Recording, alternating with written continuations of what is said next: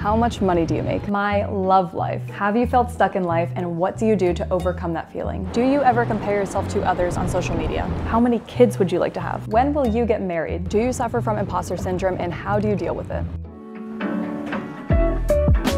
Hello, this is Taylor. If you're new here, I'm a management consultant and a YouTuber, blah, blah, blah. I'm from Los Angeles, California, but now I live in New York City. Okay, first question. This is a warm-up question. Where did you go to college, and do you miss it? I went here for college, and yes, I miss aspects of college. I miss being geographically close to so many of my friends and having a built-in context to see them every day, aka in the classroom, around campus, at parties, etc. But it's not like I want to be back there. Making my own life where I am now is awesome. Financial independence is awesome. So of course, while I miss aspects of college, it is a different phase of my life that I look back on very fondly, but I am now happily in a new phase.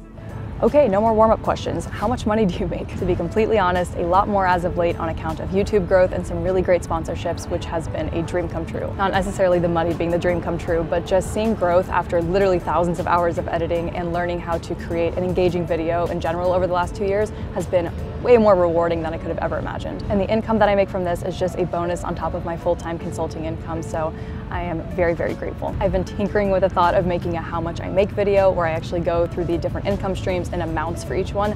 I like those videos. I know they can rub some people the wrong way, but also, who cares? I don't know, let me know in the comments if you'd want to see that. Another random filming location. Since you've got Antarctica kicked off, amazing. Have you been to all 7 continents? Thank you. And no, actually, I have not been to Africa. Cape Town is pretty high on my bucket list, so once I go there, that will be my 7th continent. Do you get nightmares? Funny you should ask. I had a grueling nightmare last night. I woke up in cold sweats and jumped up in bed only to realize that my nightmare was actually a reality. And that reality is that 72.2% of you guys are not subscribed. Okay, worst joke ever, I know, but in my defense, most YouTubers who make that joke are like 10% of you guys are not subscribed. And for me, it's 72.2%, okay? I'm begging you for your pity. No, I'm not, but I am begging you to subscribe. Hit the like button while you're at it too, I'd appreciate it. What's the first country that comes to mind when you think of working abroad? I'll give you a hint.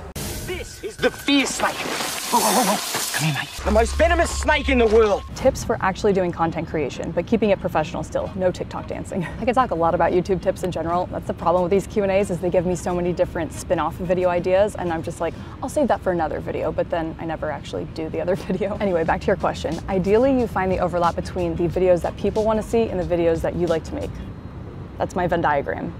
Here's an example. You might want to make a My California road trip video, but if you're first starting out, very few people will be compelled to actually click on that video because they have not established a connection with your personality or your filming style yet. Versus if you make that video but frame it in a slightly different way where you can title it the 10 best things to do on a California road trip, then it's actually a searchable video and clearly promises to deliver some value to the viewer. That advice is more so for people who are just starting out. If you have a following and a lot of people who just watch you for your personality or for your editing style or what have you, then you can make that My California road trip video and people will still watch it, which is very liberating as a creator. Nonetheless, whether you're a beginner or you have a following, I still think it's important to try to deliver some value a decent amount of the time. I try to find a balance of entertainment and delivering some value in most of my videos. Like my New York City apartment tour, for example, that is pure mindless entertainment that caters to a wide audience. So I tried to make it lighthearted and funny, but I also took a minute to discuss the legality of flex walls in New York City and talk about how much it would cost to actually install one depending on what type of flex wall it is. I'm not saying I'm a Wharton professor out here teaching some serious concepts, but I know that I at least appreciate when I walk away from a video feeling like I learned something new,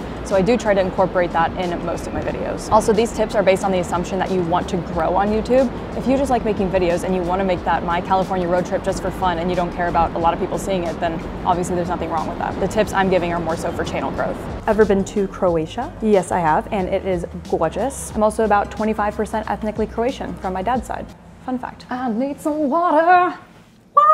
Are you happy in general with where you are personally and or professionally? In general, absolutely. I actually have some very exciting life updates I'll be sharing soon related to my personal and professional satisfaction, but high level, yes. Moving to New York City, for example, which is the biggest life change I've ever made besides going to college on the East Coast, I guess. It's made me a lot more independent because even though I have a lot of friends here, my 4 closest loved ones, 6 if you count these rascals, do not live here. And this is the first time I've been away from all 4 of them at the same time. I don't know why that sounds so mysterious, but anyway, even though I generally am very happy with where I am personally and professionally, I still always feel like there is something that I can improve on. And this seamless transition brings me to today's sponsor, BetterHelp. Let's talk about mental health and therapy for a sec. One of the ways that I really came around to thinking about therapy is through analogies. We get our cars serviced to prevent bigger problems down the road. We work out and see doctors to prevent illness and injury in our bodies. We go to the dentist to prevent cavities, and therapy is the same thing. It is routine maintenance for your mental and emotional health. It does not mean that anything is wrong with you. It means that you are investing in yourself to keep your mind healthy. BetterHelp is customized online therapy that offers video, phone, and even live chat sessions with your therapist, so you don't have to see anyone on camera if you don't want to. You just fill out a questionnaire to help assess your specific needs, and then you get matched with a therapist in under 48 hours. Then you schedule secure video and phone sessions, plus you can exchange unlimited messages, and everything you share is completely confidential. Something I discussed in my latest BetterHelp session with my therapist, Gretchen, was to take a moment to appreciate the everyday small things in life that can go unnoticed when I am laser focused on work for days at a time. You can also request a new therapist at no additional charge anytime. So many people use BetterHelp that they are currently recruiting additional therapists in all 50 states. So join the over 2 million people who have taken charge of their mental health through BetterHelp. Get 10% off of your first month at betterhelp.com/TaylorBell, and thank you BetterHelp for sponsoring this video. Okay, I got quite a few on whether or not I suffer from imposter syndrome, and if so, how I deal with it. Sometimes, yes, but a lot less than I used to. I think I felt imposter syndrome the most in school, not in high school, but in college. Going to an Ivy League university, I was surrounded by very smart, high-functioning people 24/7. And while I have strengths of my own and I was there for a reason, it would be very easy, for instance, to notice in class if the person sitting next to me understood a concept faster than I did, or if a friend of mine seemingly had to study less than I did to do well. So stuff like that. It was never debilitating, but when you're surrounded by just brilliant people all the time, it can be easy to feel kind of stupid. Yet I wouldn't have it any other way. I really like to be surrounded by people who bring me up, and so the trade-off is worth it, in my opinion. But I mentioned that I don't feel that as often anymore. Realistically, a lot of that is probably because I'm no longer in a context where that comparison to the person next to me is so visible, like in a college classroom. And then with consulting, I'm not usually working alongside someone at my level that I can easily compare myself to. You know, I'm usually working directly with a manager. And finally, something else I would say, one good thing that comes with age is that you generally become more confident in who you are. At least I certainly have. So that makes a big difference as well in terms of not feeling imposter syndrome as much. Ideal place to settle down? California. I am not married to LA, but somewhere on the California coastline between San Diego and San Francisco would be lovely. And for retirement way down the line, I hope to have property in a number of spots and just kind of hop around between them. But for home base, Carmel, California. I could retire there. Have you felt stuck in life? And if so, how do you overcome that? 100%. And I go through this pretty frequently where even though I am generally very happy with where I am in my career and personally, like I said, I still go through these moments where I ask myself, like, what am I even doing? Like right now even, what am I doing? It's an uncomfortable feeling that I think everyone in their 20s faces, where you just feel kind of directionless. I haven't found one surefire thing that just fixes this problem for me, but one thing I like to do is set aside a day, usually a Sunday, and usually by myself, where I pack up my backpack with whatever book I'm reading, my headphones, and my laptop. I go to a coffee shop that I know I like, I get a coffee and a baked good, I sit down, I open my laptop to try to get some creative juices flowing, whether that's starting the script to a new video or at least writing down some ideas. If the creative juices just aren't flowing, I don't get mad at myself because there's no use in trying to force it. And so then I'll just read my book. And if the weather's nice, I will do this 100% of the time outside, either along the Hudson River or somewhere like right here on the grass. My point here is I like to take a reset day for myself, doing things that I know make me feel happy and make me feel relaxed. And that usually puts my mind at peace. If you feel stuck to the point where you think you need a serious career shift, that's a little bit different and a different discussion. I'm more so talking about that sort of uncomfortable, anxious, directionless feeling that can pop up fairly often, especially for people in their 20s. How much money do you think is enough to be financially independent?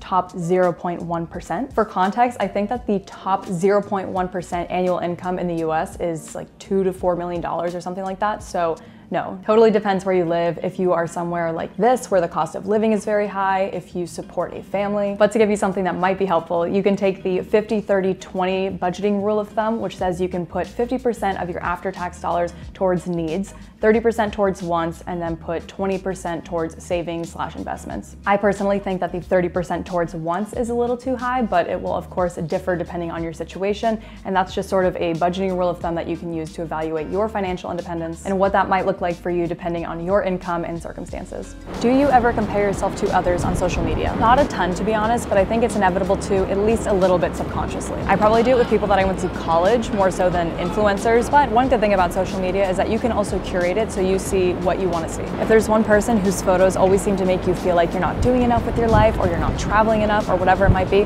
just unfollow them, seriously. And if it's a friend who you don't want to unfollow, you can just mute their posts. And on the flip side of that, you can follow people who you know make you feel inspired or motivated. I like to follow YouTubers whose content or editing style I admire. Anyway, use this curation tool to your advantage because you can.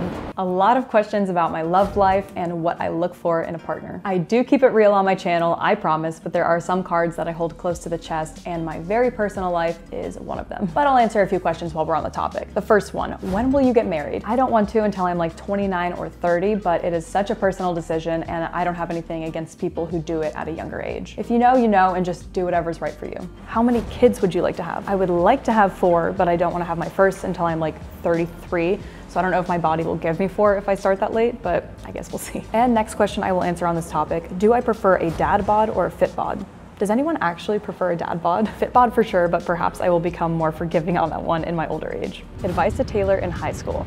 Believe it or not, high school Taylor actually had her shit together. She was very self-motivated. The only thing I would tell her is to try to get more sleep and then don't tell your friends the next day how sleep deprived you are because no one cares. Like I said, these Q&As are tough because I get so many different spin-off video ideas, but I'm gonna say this here so you guys can hold me accountable because I got lots of questions related to New York City things and lots related to career/consulting. So I will make dedicated videos for those topics specifically, hold me to it. But I tried to keep this one on the more personal side.